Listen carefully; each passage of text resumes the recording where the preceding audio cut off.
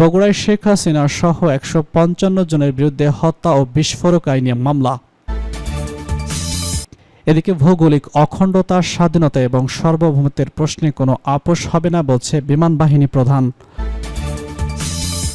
আরও থাকছে বাংলাদেশের সামরিক ঘাঁটি গড়তে চায় চীন, আমেরিকার দাবি ভিত্তিহীন বলছে রাষ্ট্রদূত। আরও জানিয়ে দেব অবাধ, সুষ্ঠু, গ্রহণযোগ্য নির্বাচন আয়োজনে ইউএনডিপির সঙ্গে চুক্তি সই। সর্বশেষে জানিয়ে দিব সরকারি চাকরি অধ্যাদেশ বাতিলের দাবিতে নতুন কর্মসূচি ঘোষণা। বগুড়ায় শেখ হাসিনা সহ ১৫৫ জনের বিরুদ্ধে হত্যা ও বিস্ফোরক আইনে মামলা। ২০২৪ সালের সংঘর্ষের ঘটনায় পতিত স্বৈরাচার সরকার প্রধানমন্ত্রী শেখ হাসিনা, নিষিদ্ধ আওয়ামী লীগের সাধারণ সম্পাদক ওবায়দুল কাদের সহ ১৫৫ জন রাজনৈতিক নেতার বিরুদ্ধে বগুড়ায় হত্যা ও বিস্ফোরক দ্রব্য আইনে মামলা দায়ের করা হয়েছে। মামলায় আরও ২৫৫ জনকে অজ্ঞাতনামা আসামি করা হয়েছে। বুধবার বিকাল ৪:৩০টার দিকে বগুড়া সদর থানার ভারপ্রাপ্ত কর্মকর্তা ওসি হাসান রাশিদ সাংবাদিকদের এসব তথ্য নিশ্চিত করেছেন। মামলাটি দায়ের করেছেন বগুড়া সদরের নিদিন্দা উত্তরপাড়া এলাকায় পলাশ মিয়ার ছেলে নয়ন মিয়া। মামলার এজাহারে উল্লেখযোগ্য আসামিদের মধ্যে রয়েছেন বগুড়া জেলা আওয়ামী লীগের সভাপতি মুজিবুর রহমান মজনু, সাধারণ সম্পাদক গালিবুল হাসান দীপু, যুগ্ম সাধারণ সম্পাদক মঞ্জুর আলম রহন, পৌর আওয়ামী লীগের সভাপতি রফি নওয়াজ খান রবিন, জেলা আওয়ামী লীগের সভাপতি শুভেন্দুশীত মজুমদার লিটন, সাধারণ সম্পাদক আমিনুল ইসলাম ডাবলু, সদর উপজেলা আওয়ামী লীগের সভাপতি বাবু সুফিয়ান রফিক ও সাধারণ সম্পাদক মাহফুজুল ইসলাম রাজ।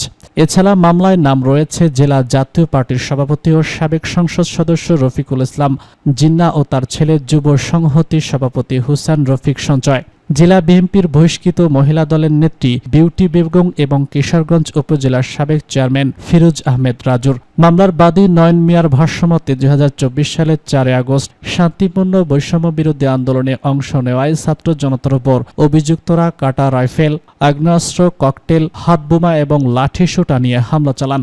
গুলি চালানোর সময় নয়ন মিয়ার শরীরে বিভিন্ন স্থানে গুলির আঘাত লাগে এবং তিনি গুরুতর জখম হন। পরে জনতা প্রতিরোধ গড়ে তুললে অভিযুক্তরা ঘটনাস্থল থেকে পালিয়ে যায়। বগুড়া সদর থানার ওসি হাসান রশিদ বলেছেন, বৈষম্য বিরোধী আন্দোলনে হামলার অভিযোগে দায়ের করা হত্যা চেষ্টা ও বিস্ফোরক দ্রব্য আইনের মামলায় তদন্ত শুরু হয়েছে। আসামিদের গ্রেফতারে অভিযান চালানো হচ্ছে। ভৌগোলিক অখণ্ডতা, স্বাধীনতা এবং সার্বভৌমত্বের প্রশ্নে কোনো আপোষ হবে না বলছে বিমান বাহিনী প্রধান। বাংলাদেশের বিমান বাহিনীর প্রধান air chief marshal Hasan Mahmud Khan বলেছেন, বাংলাদেশের ভৌগোলিক অখণ্ডতা, স্বাধীনতা এবং সার্বভৌমত্বের প্রশ্নে কোনো আপোষ করা হবে না।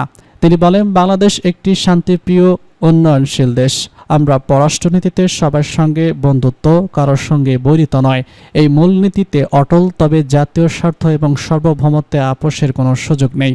বুধবার চট্টগ্রামের ভাটারিয়াতে বাংলাদেশ মিলিটারি একাডেমিতে অনুষ্ঠিত ৮৮তম দীর্ঘমেয়াদী ফোর্সের সমাপনী কুচকাওয়াজে প্রধান অতিথির বক্তব্যে বিমান বাহিনী প্রধান air chief marshal Hasan Mahmud Khan এসব কথা বলেন। তিনি অনুষ্ঠানে কুচকাওয়াজ পরিদর্শন এবং সালাম গ্রহণ করেন এবং কৃতি স্কাউটের পুরস্কার বিতরণ করেন।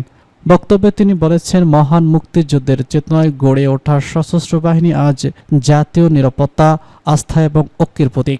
সংকটময় মুহূর্তে সশস্ত্র বাহিনী সবসময় দেশপ্রেম এবং সাহসিকতার সঙ্গে দায়িত্ব পালন করে এসেছে।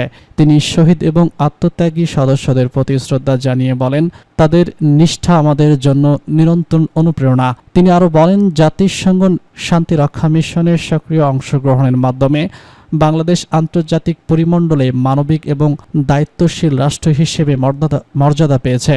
বিমান বাহিনী প্রধান নবীন কর্মীপ্রাপ্ত কর্মকর্তাদের উদ্দেশ্যে বলেন, সততা এবং প্রাশ্চিত্যের মাধ্যমে দেশের স্বাধীনতা, সার্বভৌমত্ব রক্ষায় পবিত্র দায়িত্ব পালন করতে হবে।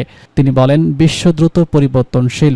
চতুর্থ শিল্প বিপ্লব, সাইবার যুদ্ধ এবং কৃত্রিম বুদ্ধিমত্তা ভিত্তিক সামরিক কৌশলের যুগে তিন বাহিনীর মধ্যে জায়ানিজ বা সমন্বয় ফলাফলের মূল চাবিকাঠি। সেনাবাহিনীকে আরও প্রযুক্তি নির্ভর, বিশৃঙ্খল এবং দক্ষ করে গড়ে তোলার ওপর গুরুত্ব দেন তিনি। অনুষ্ঠানের সামরিক এবং বেসামরিক কর্মকর্তা, কূটনীতিক, গণ অভ্যুত্থান কর্মী এবং ক্যাডারদের অভিভাবকরা উপস্থিত ছিলেন। অংশগ্রহণ করেন বাংলাদেশ সহ বিভিন্ন বন্ধু প্রতিম দেশের প্রশিক্ষণপ্রাপ্ত ক্যাডারদেরও, যা বিএম এর আন্তর্জাতিক মর্যাদা বৃদ্ধি পেয়েছে।